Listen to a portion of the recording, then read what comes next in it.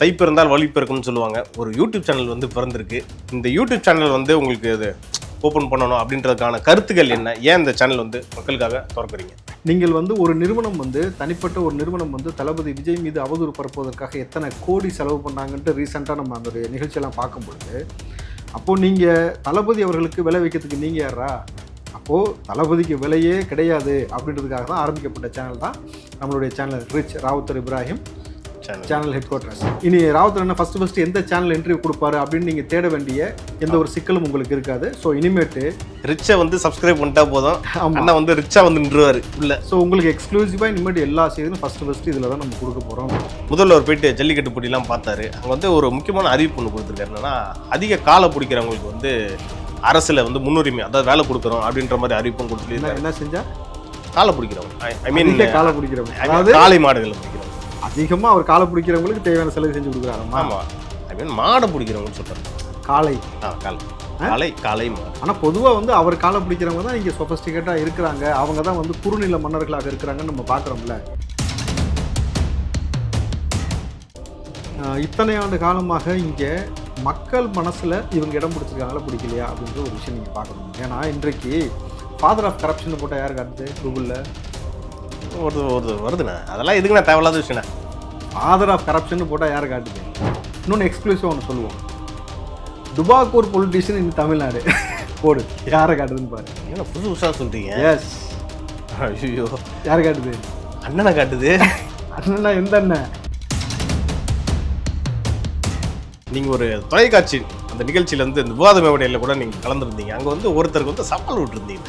சாட்டை அவர்களுக்கும் சாட்டை சேனல் அவர் பேசக்கூடிய அந்த கருத்துக்கும் கட்சிக்கும், நாம் தமிழர் கட்சிக்கும் எந்த சம்பந்தமும் இல்லைன்னு சீமான் வந்து தெளிவாக சொல்லியிருக்கேன். கொள்கை பொறுப்பு செயலாளர் இருக்கிற ஒரு நபர் பொது வெளியில் அவர் யூடியூப் சேனலில் பேசுறதுக்கும் கட்சிக்கு சம்மந்தம் இல்லைன்னு ஒரு கட்சியோட தலைவர் சொல்லுவாங்களா யாராவது? உங்கள் கட்சியில் தானே இருக்காங்க. உங்கள் கட்சியில் உட்காந்துருக்க ஒரு ஆளுக்கும் அவர் பேசக்கூடிய கருத்துக்கும் சம்பந்தம் இல்லைன்னு சொல்கிறீங்கனாக்கா அப்போ ரெண்டு பேரும் பேசி வச்சுட்டு இந்த வேலையை பண்ணுறீங்க. எதற்காக தொடர்ச்சியாக விஜய் குறித்து பேசுறீங்கன்னு நான் மேடையிலே கேட்டேன். அப்போது அவருக்கு நேரடி சவால், நீங்கள் விஜய் குறித்து உங்கள் சேனலில் பேசாதீங்க, வெளியில் எங்கே வேணால் போய் பேசுங்க. ஏன்னா நீங்கள் உங்கள் சேனலில் பேசுனா உங்களுக்கு வருமானம் வருது. திரும்ப தான் சொல்கிறேன், தர்க்க ரீதியாக மோதுங்க. தற்கொலைத்தனமாக நீங்கள் எங்களை தற்கொலை சொல்லி பேசுனீங்கனாக்கா உங்களுக்கான அடி இன்னும் ஸ்ட்ராங்காக இருக்கும். இப்போ வாரியர்ஸுக்குலாம் ரொம்ப ஈஸியாக போயிருப்பேன். கட் பண்ணி ரீல்ஸாக போட்டுக்கிட்டு இருப்பாங்களே. போடட்டும் பாவனா அண்ணன், என்ன பாவனா எப்பா? நானாப்பா போய் கூகுளில் செஞ்சேன், கூகுளே செஞ்சு வச்சிருக்க டுபாக்கூர் பொலிட்டீஷியன் தமிழ்நாடு. திரும்ப நீ சொல்ல வைக்கிற பண்ணி விடு, பார்த்துக்கலாம்.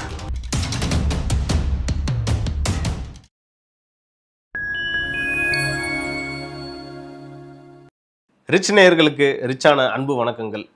இது வரைக்கும் பார்த்தீங்கன்னா திரு ராவுத்தர் இப்ராஹிம் பல யூடியூப் சேனலில் வந்து அவர் இன்டர்வியூ கொடுத்து நீங்கள் பார்த்துருப்பீங்க. இன்றைக்கி எக்ஸ்க்ளூசிவாக வந்து அவர் ஒரு யூடியூப் சேனல் ஆரம்பித்து நம்ம முன்னாடி தோன்ற போகிறாரு. ஸோ அவர் என்னென்ன பேச போகிறான்றதை நம்ம எக்ஸ்க்ளூசிவாக உங்களுக்கு வந்து காட்ட இருக்கிறோம். வாங்க நிகழ்ச்சிக்குள்ளே போகலாம். ஆனால் வணக்கம். வணக்கம் தேவ். தை பிறந்தால் வழி பிறக்கும்னு சொல்லுவாங்க. ஒரு யூடியூப் சேனல் வந்து பிறந்திருக்கு. இந்த யூடியூப் சேனல் வந்து உங்களுக்கு இது ஓப்பன் பண்ணணும் அப்படின்றதுக்கான கருத்துக்கள் என்ன? ஏன் இந்த சேனல் வந்து மக்களுக்காக திறக்கிறீங்க?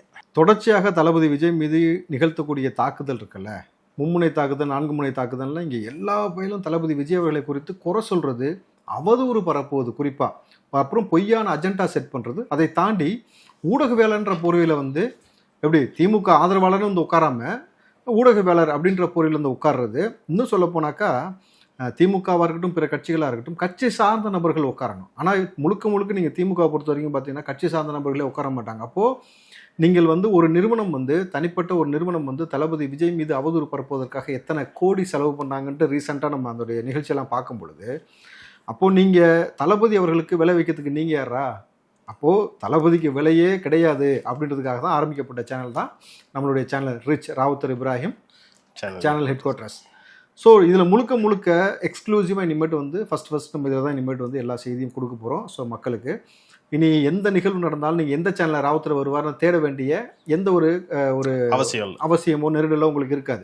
இனி ராவுத்தர் என்ன ஃபர்ஸ்ட் எந்த சேனல் இன்டர்வியூ கொடுப்பாரு அப்படின்னு நீங்கள் தேட வேண்டிய எந்த ஒரு சிக்கலும் உங்களுக்கு இருக்காது. ஸோ இனிமேட்டு ரிச்சை வந்து சப்ஸ்கிரைப் பண்ணிட்டா போதும், அண்ணா வந்து ரிச்சா வந்து நின்றுவாரு உள்ள. ஸோ உங்களுக்கு எக்ஸ்க்ளூசிவாக இனிமேட்டு எல்லா செய்தியும் ஃபர்ஸ்ட் இதில் தான் நம்ம கொடுக்க போகிறோம்ன்றதுல மக்களுக்கு நான் சொல்கிறேன், மிக சந்தோஷமாக சொல்லிக்கிறோம்.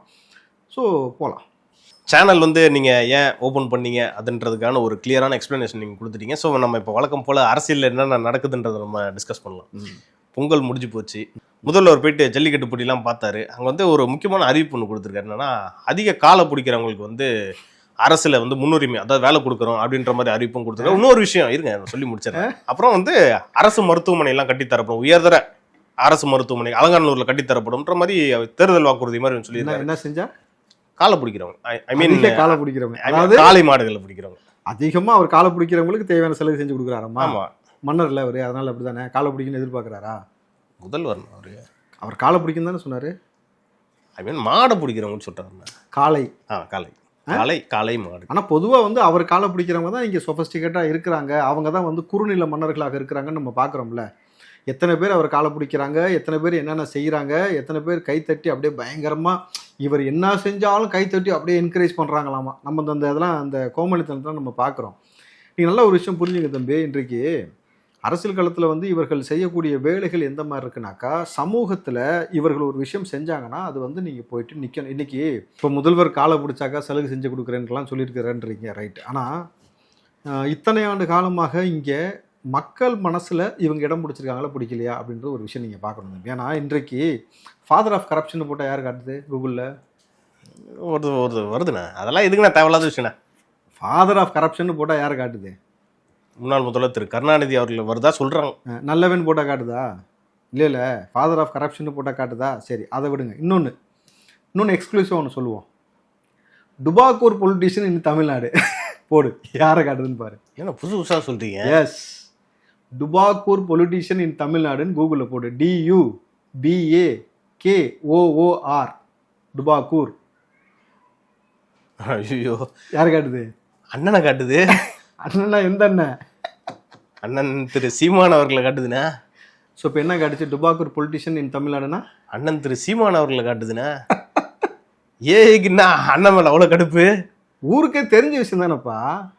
அதாவது இவர் சொன்ன கதைகள் எத்தனை, கட்டுக்கதைகள் எத்தனை, இவர் அறிவியல் பூர்வமாக சொல்கிறேன் பாம்பு கடிச்சா விஷம் ஏறாது அப்படின்னு நின்னான்ட்டு நான் சாட்ட புரோட்டை கூட சொன்னேன் ஒரு நிகழ்ச்சியில் கலந்துக்கிட்டப்ப. நீங்கள் வேணா உங்கள் அண்ணன் சொன்னாக்க அப்படியே கேட்கணுன்றீங்களா? கட்டுப்பிரியாம அம்மா கொண்டு வாங்க, பிடிச்சி கடிக்க விட்டு பார்ப்போம், நிகழ்ச்சி முடியறதுக்குள்ள விஷம் ஏறுதா இறங்குதான்னு தெரிஞ்சிடும்னு சொல்லிட்டு நுரத்தளி செத்து போயிடுவாங்கண்ணா. அதாவது நல்ல ஒரு விஷயம் புரிஞ்சுங்க. அறிவுக்கு புறமற்ற செயலாகவும் அள்ளி விடுறதுல வந்து கணக்கே இல்லை தம்பி. அதாவது உலகத்தில் இப்படி ஒரு மனுஷன் எந்த அளவுக்கு அள்ளி விட்டுருந்தா கூகுள் காட்டும். அதாவது சாட்டையும் சரி நாம் தமிழர் கட்சியும் பல பேர்கள் சொல்லிக்கிட்டு இருந்தாங்க. என்ன தெரியுமா சொன்னாங்க?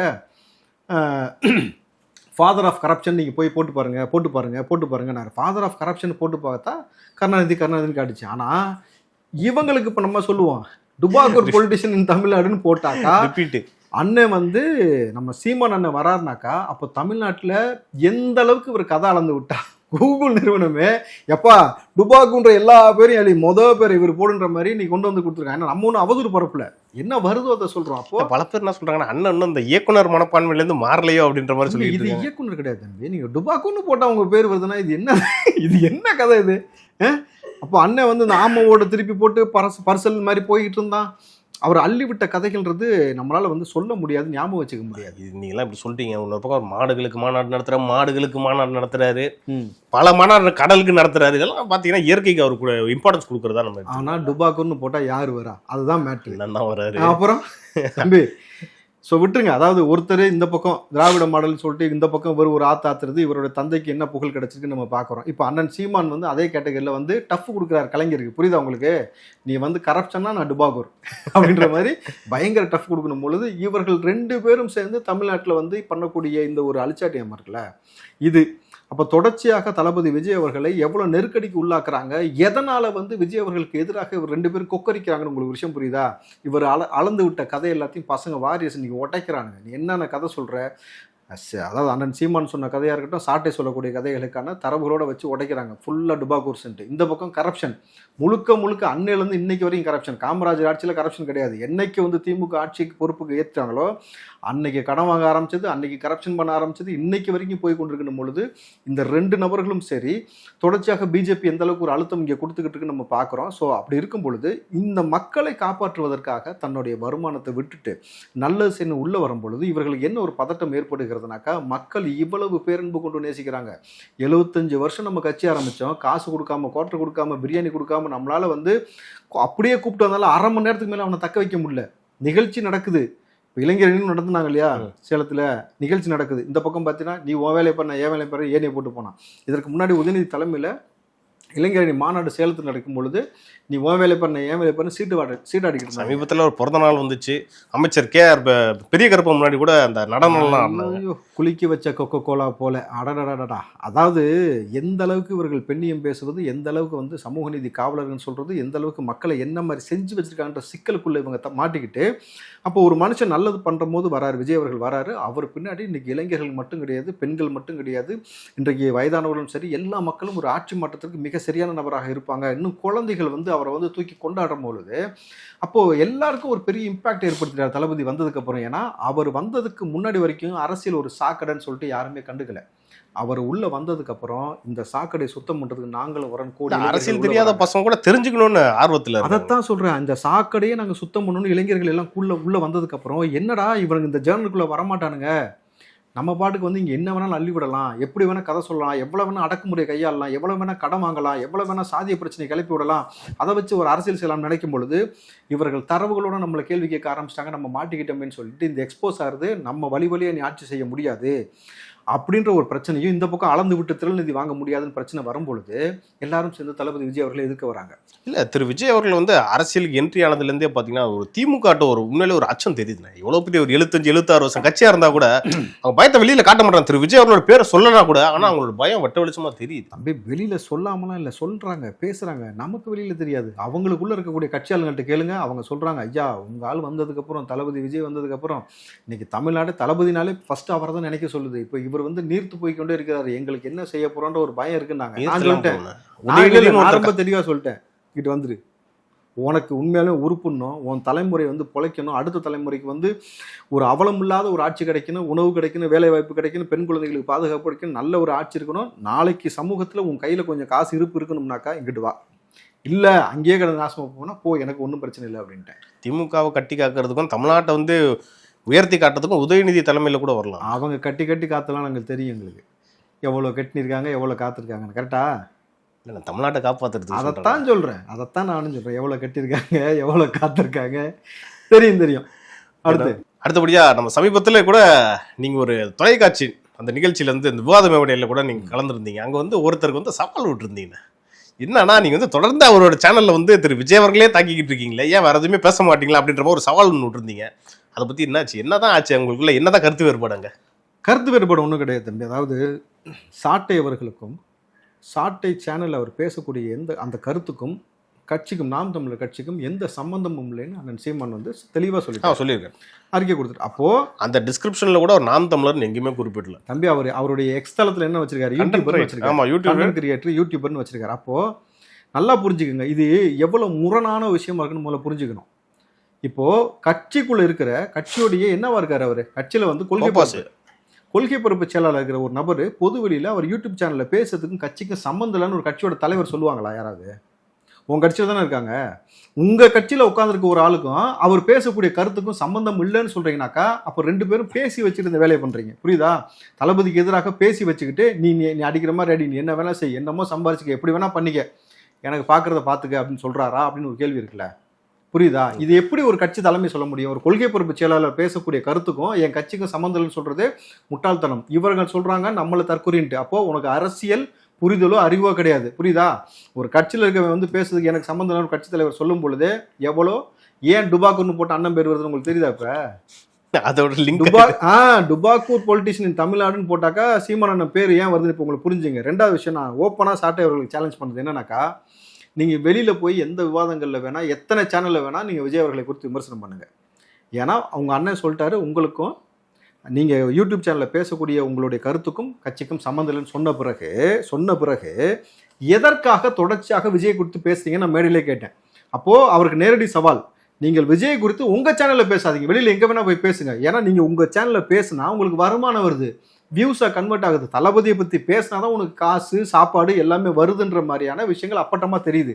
நீங்க பேசாதீங்கன்னு சொன்னா அந்த நிகழ்ச்சி முடிஞ்சு வந்ததுக்கு அப்புறம் தொடர்ச்சியா விஜய் அவர்களை பற்றிய வீடியோ போறீங்கன்னாக்கா இதுக்கு பேர் என்ன தம்பி? இது என்ன அணி? நீ எங்களை தற்கொலை அணின்னு சொல்றீல, இது என்ன அணி? நீ பண்றியே இந்த கேவலமான ஒரு வேலை, தளபதி விஜயை வச்சு சம்பாதிக்கிற ஒரு வருமானம், இது என்ன அணி? அப்போ திரு விஜய் அவர்கள பேர் அந்த விமர்சனம் பண்ணி யூடியூப்ல வர காசுல தான் நாம் தமிழர் கட்சியே நடக்கிற மாதிரி நீங்க சொல்றீங்களே. நாம் தமிழர் கட்சி நடக்குதுன்னு சொல்றேன். சாட்டைக்கு அது மூலம் தான் உங்களுக்கு வருமானம். நீங்க நான் தான் சொல்றேன்ல, ஓப்பன் சேலஞ்ச் விட்டேன்ல, உங்க சேனலை தவிர மத்தல பேசுங்க. ஏன் அங்க உட்காந்து பேசுறீங்க? உங்களோட நீங்க பேசக்கூடிய கருத்துக்கும் நாம் தமிழருக்கும் சம்மந்தம் இல்லைன்னு சொன்ன பிறகு பேசுனீங்கன்னா சாட்டைக்கு சோறு போறதே விஜய்ன்றீங்களா நீங்க? எஸ் அஃப்கோர்ஸ், அந்த வருமானம் தானே. நல்லா இருக்கே, தமிழ்ல இது வச்சு போமா. அது நீங்க சோறு போடுறதா வச்சுக்கோங்க, பீஸா போடுறதா வச்சுக்கோங்க, அவர் என்ன சாப்பிட்றாரோ அது அவருடைய விருப்பம். ஆனால் தளபதி விஜய் குறித்து பேசினால்தான் உங்களுக்கு வருமானம். நீ இப்பவும் சேலஞ்ச் பண்ற, நீ சரியான ஆளு, அரசியல் காலத்தில் நிக்கிறல, தளபதியை பத்தி உங்களுடைய சேனல்ல சாட்டை அவர்கள் உங்களுடைய சேனல்ல நீங்க பேசாம நிப்பாட்டிக்கிட்டு நீங்க அதுக்கப்புறம் வேற எங்க வேணாலும் பேசுங்க. சவாலுக்கு ரெடியா? கேட்டு சொல்லுங்க. ஏன்னா இது முற்றிலுமாக பிளப்புவாத அரசியல். இது முழுக்க முழுக்க இது அரசியல் கூட சொல்ல முடியாது, பிளப்புவாதம். விஜய் அவர்களை வச்சு நீங்க பொழைக்கிறீங்க, அவ்வளவுதான். ஒரு சந்தர்ப்பத்துல அவரே தாவே கால இணையற மாதிரி இருந்துச்சுன்னா திரு விஜய் அவர்கள் செத்துப்பாரா? தம்பி வெள்ளக்காக்கா ஊருக்குள்ள இருக்கு இல்ல, அப்ப இதுவும் இல்ல, வாய்ப்பு இல்ல. வாய்ப்பு இல்ல ராஜா, அண்ணன் சொல்ற மாதிரியே. அண்ணனுக்கும் வாய்ப்பு இல்லதான். அதாவது நீ எவ்வளோ வேணா தம் கட்டி பேசு, என்ன வேணா மூச்சு பிடிச்சி பேசு, ஆனா 15 வருஷம் கூப்புல இருந்தீங்கல்ல, அதுலயாவது 8% வந்துச்சு. ஏன்னா அன்றைக்கு எங்களுடைய ஆதரவு உங்களுக்கு இருந்தது, புரியுதுங்களா? இன்னைக்கு இவ்வளோ பேச்சு பேசி கடைசியில் எங்க நிப்பீங்கன்னு பாருங்க.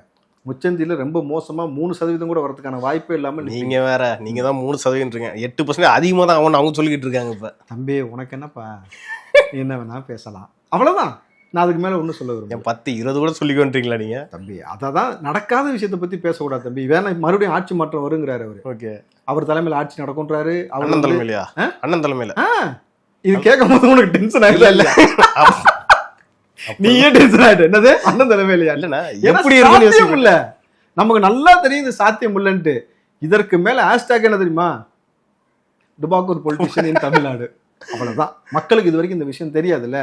நீ தளபதி குறித்து அவதூறு பேசும்போது உன்னை பத்தின விஷயம் நாங்க சொல்ல மாட்டோமா? டுபாக்கூர் பொலிட்டிஷியன் தமிழ்நாடு போட்டு பாரு, அவ்வளவுதான். இப்ப ஏன்னா இந்த நிறைய டுபாக்கூர் இருக்கிற மாதிரி இன்னும் நிறைய டுபாக்கூர்ஸ் ஊருக்குள்ள சுத்திக்கிட்டு இருக்கு, புரியுதுங்களா தம்பி? இப்போ முன்ன ஒரு காலத்துலயும் சரி இப்பவுமே சரி நம்ம துணி நிறைய வச்சிருக்கோம்னு வச்சுங்களேன், ஏழைகளுக்கு இல்லாதவர்களுக்கு நம்ம உதவி செய்வோம். அதாவது நம்மளுடைய துணியை கொடுப்போம், அவங்க வாங்கி போட்டுப்பாங்க. இன்னைக்கு இல்லை, அது ஆரம்ப கட்ட காலத்துல இருந்து இன்னும் நம்ம அந்த வரலாற்று பதிவுகள்லாம் பார்த்தீங்கன்னா 2 செட்டு துணி தான் இருக்கும்.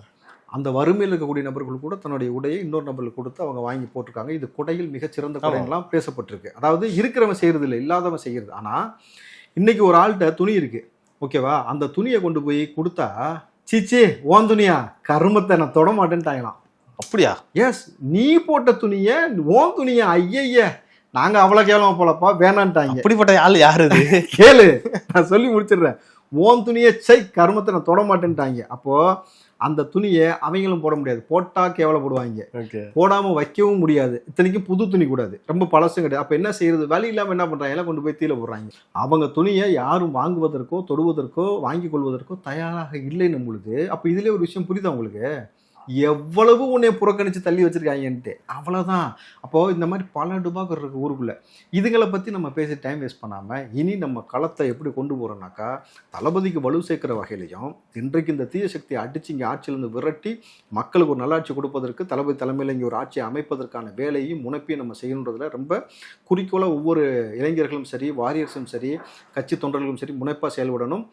தொடர்ச்சியாக திமுகவுக்கு எதிரான விஷயங்களை எடுத்து கருத்துக்களை வைப்பது, அவர்கள் இங்கிருந்து அப்புறப்படுத்தக்கூடிய வேலையை நீங்களும் நம்மளும் மக்களும் சேர்ந்து செய்யணும்னு நான் கேட்டேன். ஓகேண்ணா, நடப்பு அரசியல் பற்றி பேசணும். ஆனால் ஒரு விஷயம் என்னன்னா, ஃபஸ்ட்டு சேனல் ஓப்பன் பண்ணதுக்கப்புறம் ஏதாவது ஒரு விஷயத்தை எக்ஸ்போஸ் பண்ணுவீங்கன்னு பார்த்தா டுபாக்கூர் பொலிட்டிஷியன் யாருன்னு சொல்றீங்க. நான் இது முன்னாடி எதிர்பார்க்கல. இது என்ன ட்ரெண்ட் ஆகணும் இப்போ தேவையில்லாத. ஆனால் இல்லை, எனக்கும் இதுக்கு எந்த சம்மந்தமும் இல்லை. ஏன் ஜர்க்காகிற? இல்லைண்ணா, நீங்க சொன்னீங்கண்ணா கூகுள்ல போட்டா வருதா வரலையா? டுபாக்கூர் பொலிட்டிஷியன் தமிழ்நாடுன்னு போட்டா அண்ணன் சீமான் வருது. இது வரைக்கும் யாருக்கும் தெரியல. நான் தான் சொன்னேன், நீங்க எங்களை தொட்டா உங்களை நாங்க தொடுவோம்னு சொல்லியிருக்கிறேன். இப்போ இனி இது எவ்வளவு ட்ரெண்ட் ஆகும்?